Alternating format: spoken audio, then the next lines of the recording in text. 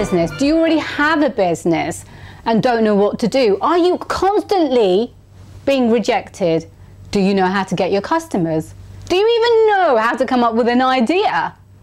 Look at this video. It's by James Gold. Together with his brother and his best friend, they started SkinnyDip. James went into Apple, a mobile phone shop, which also sells computers, but they had phones, cases, and he thought, well, they're all boring and I want to personalize it. And also, why can't you sell them to retail companies rather than just phone shops? So he and his pals went in pursuit to try and track every single retailer they could, and they were rejected upon rejected upon rejected, but they were relentless and they were persistent.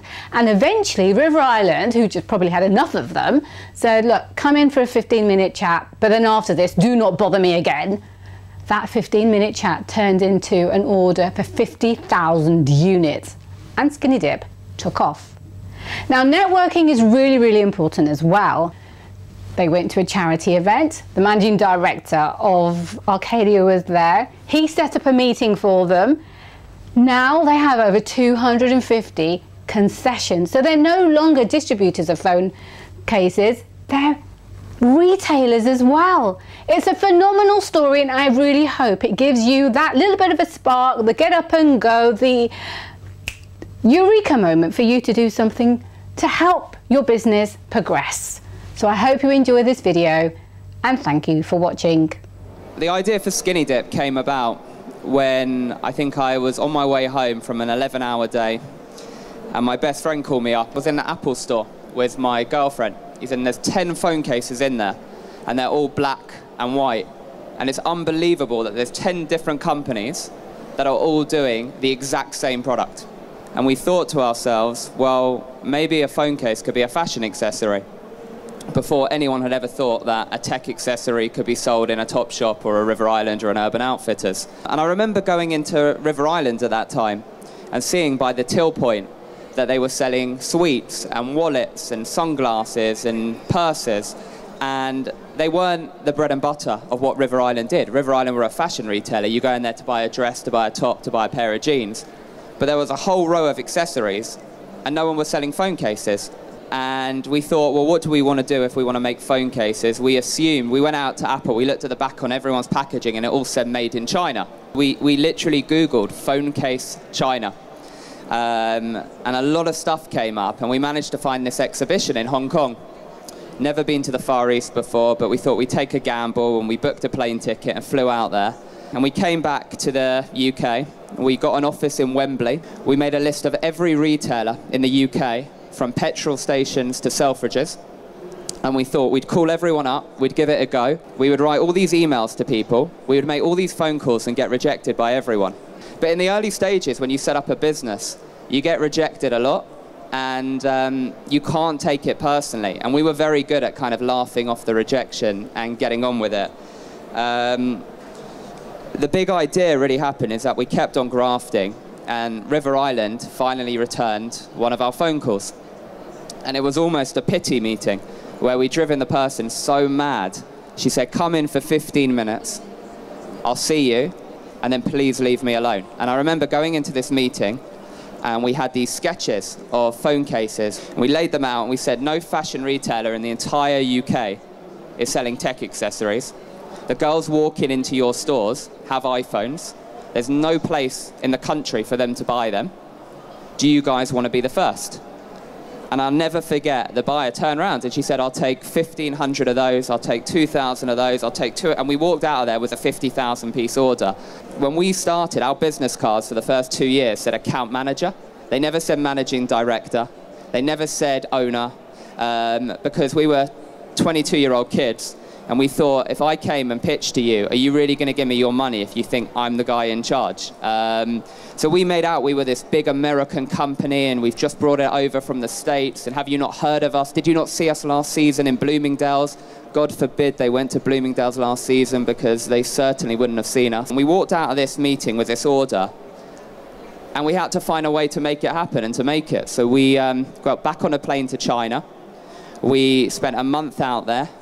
I remember when the trucks first came in, we wore the high yellow vis jackets and unloaded them and stuck the carton labels on. We did every single job in the beginning. And once we had our first order, the second, the third, the fourth, it became a lot easier where, you know, once River Island were on board, we could legitimately tell people, go into River Island, see our products. And at that time, we were strictly wholesaling. We didn't do any retail at all. We had no marketing budget. It was myself, my brother and best friend that were doing everything. So we decided that we would, as a joke, try and get onto Dragon's Den. And you go in there and it was 2.5 hours that they cut down to 10 minutes. And we were very fortunate. We got an investment offer from Peter Jones, which subsequently never happened after the Den from our side. And really, Dragon's Den was the best thing that we ever did because it made us stop and think to ourselves, in order to build a really long-term sustainable business, you need to invest in your infrastructure, you need to invest in people. We sat down in a room and we said, well, what, if we want to build a brand, what do we want our brand to stand for? And the 3 principles of SkinnyDip, which we came up with, and today is still governs every single decision that we do, is aspiration, desire, and exclusivity. Now what I mean by those is desire. The products have to be amazing. Whatever product or service you guys do or are looking at potentially doing, you have to make it as best as possible. Aspiration is, who are you marketing at? So for us, we market at the 18 to 25-year-old female. Our customer today is Kylie Jenner and Kendall Jenner. We have an enormous customer base of about 11 to 18, and we have an equally big customer base of probably 30 plus. And they buy us because we don't market at them.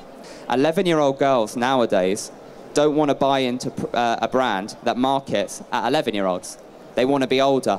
And I think if you can market at an aspirational age, you're going to have other customers that are going to want to buy you as well. And then exclusivity, which is the 3rd principle, not being all things to all people. To be a successful brand, you have to limit. You can't be on every street corner. You can't work with every customer that comes your way. So being exclusive, choosing who are the right people for your business and your brand, that was integral for us. And then the big kind of opportunity for us and our kind of eureka moment, so to speak, is we were at a charity event. And get yourself out there, go to loads of these sort of things, network with people, because you never know what comes of it. We were at a charity event and the CEO of Arcadia was there at the time. And we've been trying to get into Topshop for years and years and years, and we were getting absolutely nowhere. So we thought we'd go over, and we never met him before, we thought we'd go over and say hello to him and introduce ourselves. And he said, are you working with Topshop? And we said, no. He said, well, I don't get involved in the buying decisions, but I'll set you up a meeting. We went, brilliant. And we actually didn't think he would. And the next day, 9 o'clock, the phone rings and he calls us up and he says to us, you've got a meeting next Friday. And we went into this meeting at Topshop and they said, we're not going to buy from you. We're going to give you an opportunity to put a concession in Oxford Circus for 4 weeks and we'll see how it goes. They said, no, we're not going to buy it. You put the stock in. We'll take a commission on everything you sell and we'll talk in 4 weeks about whether it's working or not. And that's another lesson that we've learned along the way. Don't be afraid to evolve your business model, because we never went out thinking we want to be the biggest retailer in the world, which we subsequently now do want to become the biggest retailer in the world. We went out thinking to ourselves, we just want to sell the products. And you know, we had this opportunity. It launched in August.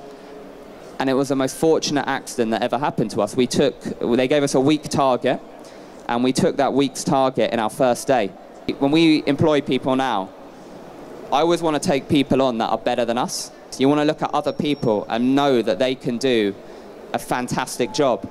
And that 1 concession turned into 3 concessions. That 3 concessions turned into 5.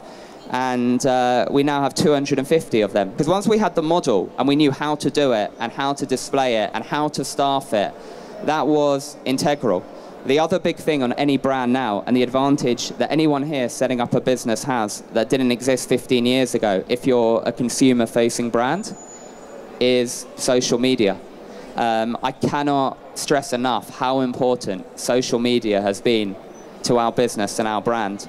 By you being able to create for free, it doesn't cost anything. If you're able to spread your message in an effective way, you can start to build up a following. And we're very fortunate. We're opening stores now across America. The reason we're opening stores is that landlords in America follow us on social media. That's how they discovered us. So we built up this retail group, and the next logic for us was to open up a shop. We got very fortunate that we managed to open our first store in Carnaby Street. Our stores need to feel like the home of SkinnyDip when you walk in there. And it's something which thankfully has worked very well for us.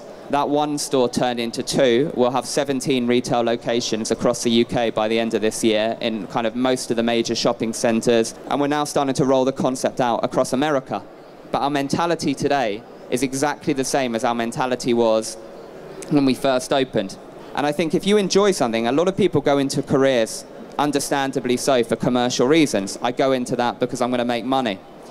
My logic is if you go into something that makes you feel happy, you're normally going to be very good at it. And if you're good at something, you're normally going to be successful at it, and then money will come because of that. So if I could only give one message today, do something that makes you happy. You know, I really love a good story. This was a fantastic story. Just some lads who wanted to come up with a business idea. They thought about mobile phone cases, and then they just wouldn't let it drop. They just continued and continued and continued, and they didn't take no for an answer, which is really, really important. Just keep going. That was James's tip. And also, you've got to love what you do. If you're going to spend your life working on something, you may as well enjoy it so that you get to have fun as well. So I hope you enjoyed today's video. Please subscribe to see more, and thank you for watching.